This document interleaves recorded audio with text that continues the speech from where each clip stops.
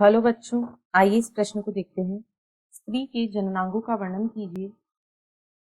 इसमें अंडाणु का निर्माण कहाँ होता है? इस प्रश्न की जो मुख्य अवधारणा है, मुख्य अवधारणा वह है स्त्री जनन तंत्र। यहाँ पर हम देखेंगे स्त्री जनन तंत्र के बारे में कि यह क्या है। तो स्त्री का जो जनन तंत्र होता है उसमें निम्नलिखित भाग होते हैं। प्राथमिक जननांग, प्राथमिक जननांग जो कि अंडाशय है, प्राथमिक जननांग जो कि अंडाशय है, तथा द्वितीयक जननांग में सहायक जनन वाहिनियां तथा जनन ग्रंथियां आती हैं। द्वितीयक जननांगों में सहायक जनन ग्रंथियां, सहायक जनन ग्रंथियां व वाहिनियां आती हैं। तो सबसे पहले यदि हम अंडाशय की बात करें तो अंडाशय मादा में प्राथमिक जननांग होता है और अंडाशय यह बादाम सदृश संरचना होती है जिसकी लंबाई 2 से 3 सेंटीमीटर, इसकी जो लंबाई होती है वह लगभग 2 से 3 सेंटीमीटर होती है तथा चौड़ाई लगभग 1.5 सेंटीमीटर होती है। अंडाशय के चारों ओर घनाकार कोशिकाओं द्वारा निर्मित जर्मिनल उपकला स्तर पाया जाता है। इसमें जननिक उपकला का स्तर पाया जाता है और इसको दो भागों में विभाजित किया जा सकता है, कॉर्टेक्स तथा मेडुला। अंडाशयी कॉर्टेक्स व मेडुला, इसे दो भागों में विभाजित किया जा सकता है और जो कॉर्टेक्स का भाग होता है इसमें परिवर्धनशील पुटकों की विभिन्न प्रावस्थाएं पाई जाती हैं। कॉर्टेक्स भाग में परिवर्धनशील पुटक प्रावस्थाएं, यहाँ पर परिवर्धनशील पुटक प्रावस्थाएं जो हैं वे पाई जाती हैं।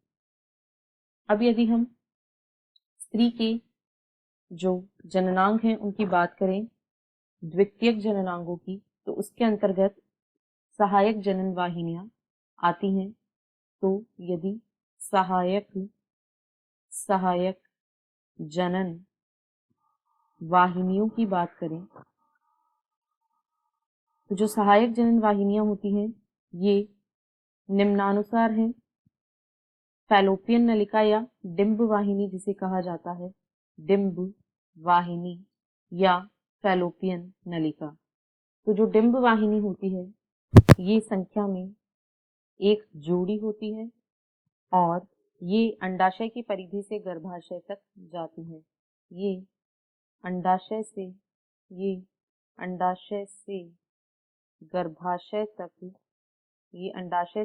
गर्भाशय तक जाती है और प्रत्येक अंड वाहिनी जो है ये 10 से 12 सेंटीमीटर लंबाई की होती है, जिसके 3 भाग होते हैं, इन्फंडिबुलम, एम्पुला तथा स्थमस। अब यदि गर्भाशय की बात करें तो गर्भाशय जो है यह डिंब वाहिनी, दोनों अंड वाहिनी नलिका अथवा डिंब वाहिनी नलिका जो होती है, यहाँ पर हम लिखेंगे गर्भाशय जो कि द्वितीयक जननांग है। गर्भाशय मूत्राशय तथा मलाशय के बीच में स्थित होता है। इसमें भ्रूण का परिवर्धन होता है और यह वह भाग है जिसमें भ्रूण का परिवर्धन होता है। इस भाग में भ्रूण का परिवर्धन होता है तथा यहाँ पर सबसे बड़ी अरेखित पेशियां पाई जाती हैं। गर्भाशय के अंत में मायोमेट्रियम की जो पेशियां होती हैं उसमें तीव्र संकुचन के कारण प्रसव होता है। गर्भाशय को 3 स्तरों में विभाजित किया जा सकता है, पेरीमेट्रियम, मायोमेट्रियम,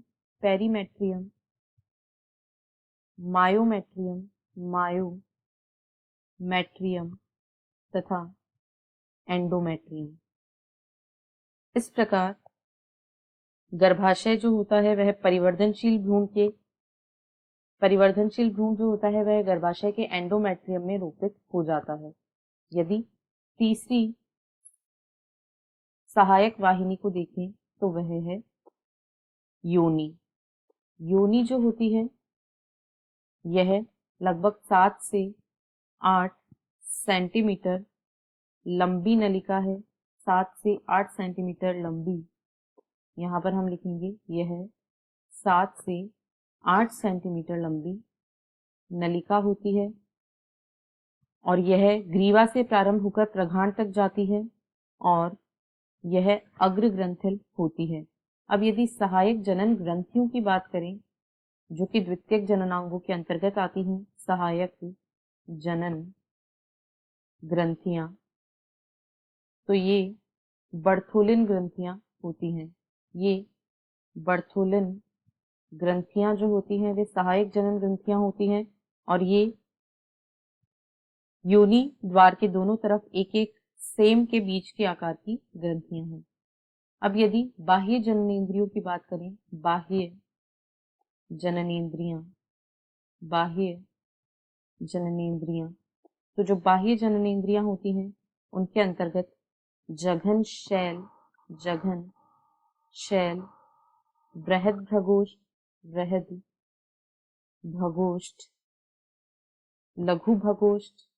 लघु भगोष्ठ, भगशेफ या क्लाइटोरिस, हाइमन तथा प्रघाण आते हैं। ये सभी स्त्री की बाह्य जननेंद्रियां कहलाती हैं और इस प्रकार हमने स्त्री के जनन तंत्र को देखा। यदि हम अंडाणु की बात करें तो अंडाणु जो है यह अंडाशय में विकसित होता है। इसका निर्माण अंडाशय में होता है। अंडाशय में जो परिवर्धनशील पुटक होते हैं, इनमें परिवर्धनशील पुटक में अंडाणु का निर्माण होता है और जो ग्राफियन पुटिका होती है उसके द्वारा इसको स्रावित या उत्सर्जित किया जाता है, जिस प्रक्रिया को अंडोत्सर्ग कहा जाता है। अब यदि मादा जनन तंत्र के चित्र को देखें तो यहाँ पर यह जो संरचना दिख रही है यह गर्भाशय बुग्न अथवा फंडस को प्रदर्शित करती है। यहाँ पर यह संरचना गर्भाशयी गुहा को दर्शाती है। यहाँ पर अंडाशय को दर्शाया गया है। यह अंडाशय है और यह जो संरचना है यह अंडवाहिनी नलिका की है। अंडवाहिनी नलिका अथवा फैलोपियन ट्यूब की यह संरचना है। इसके बाद यदि हम देखें तो यहाँ पर गर्भाशयी ग्रीवा को दर्शाया गया है। यहाँ पर गर्भाशयी ग्रीवा या सर्विक्स को दर्शाया गया है। यहाँ पर ग्रीवा नाल को दर्शाया गया है। यह ग्रीवा नाल है और यहाँ पर योनि को प्रदर्शित किया गया है